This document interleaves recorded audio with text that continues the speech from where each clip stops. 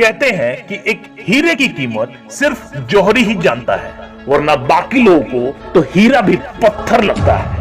इस दुनिया में हर इंसान अपने आप में हीरा होता है, पर उसकी वैल्यू तभी बढ़ती है जब वो खुद एक जौहरी बन जाए। अगर एक 100 रुपए के नोट को पूरा गंदा कर दिया जाए, उसको पूरा मोड़ दिया जाए, दबा दिया जाए, फिर भी उसकी वैल्यू 100 रुपए की ही रहती है। ठीक इसी प्रकार अगर आपको अपनी वैल्यू का पता है तो फिर दुनिया, समाज, लोग चाहे कुछ भी कहे या आपके साथ कुछ भी करें, आपकी वैल्यू रत्ती भर भी कम नहीं हो सकती। एक 8 साल का लड़का था। एक बार वो अपने स्कूल से कुछ पढ़ के आया और घर पे आके अपने दादा के पास जाके बैठ गया और उनसे बोला कि दादा, मुझे अपने लाइफ की वैल्यू जाननी है। उसके दादा ने मुस्कुराते हुए कहा कि अगर सच में तुम्हें अपने लाइफ की वैल्यू जाननी है तो मैं तुम्हें एक पत्थर दूंगा, तुम उस पत्थर को लेके मार्केट में जाना और अगर कोई इसकी कीमत पूछे तो तुम कुछ मत बोलना, सिर्फ अपनी एक उंगली खड़ी कर देना। 8 साल के उस बच्चे ने पत्थर लिया और मार्केट चल दिया। फिर मार्केट पहुंचकर काफी देर तक उसे ऐसे ही बैठे रहना पड़ा और थोड़ी देर बाद ही एक बुजुर्ग आदमी आया और उसके हाथ में उस पत्थर को देख के उसकी कीमत पूछने लगा। जैसा कि इसे इसके दादा ने बताया था, ये कुछ बोला नहीं, बिल्कुल चुप रहा और अपनी एक उंगली खड़ी कर दी। उसकी एक उंगली को देखकर बुजुर्ग आदमी ने बोला, कितना? 100 रुपया? ठीक है, मैं ये पत्थर तुमसे 100 रुपए में खरीद लूंगा। वो बच्चा पूरी तरह से शॉक्ड हो गया, सोचने लगा कि एक पत्थर के 100 रुपए, ऐसे पत्थर तो कहीं भी मिल जाएंगे, फिर इसके 100 रुपए क्यों? इसके बाद बिना देरी किए वो अपने दादा के पास गया और उन्हें बताया कि मार्केट में मुझे एक बुजुर्ग आदमी मिले थे जो इस पत्थर के 100 रुपए देने को तैयार थे।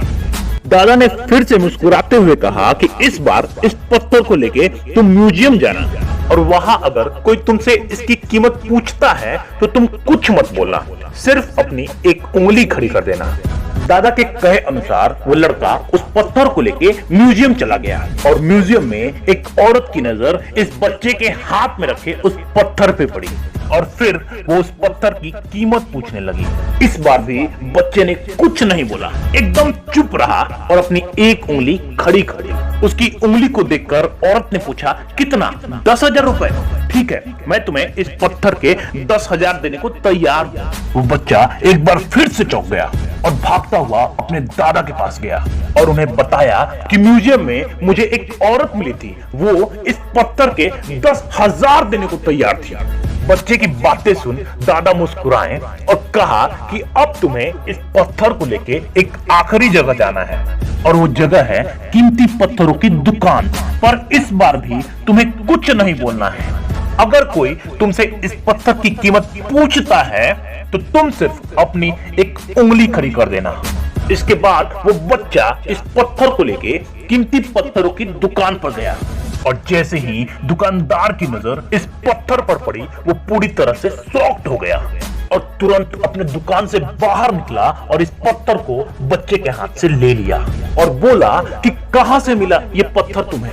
इस पत्थर की तलाश में मैंने अपनी पूरी जिंदगी गुजार दी, पर अब जाके ये मुझे मिला है। बताओ इसका क्या प्राइस है? बताओ कितना पैसा चाहिए तुम्हें इस पत्थर के लिए? बच्चा इस बार भी चुप रहा और अपनी एक उंगली खड़ी कर दी। तभी वो दुकानदार बोला, कितना?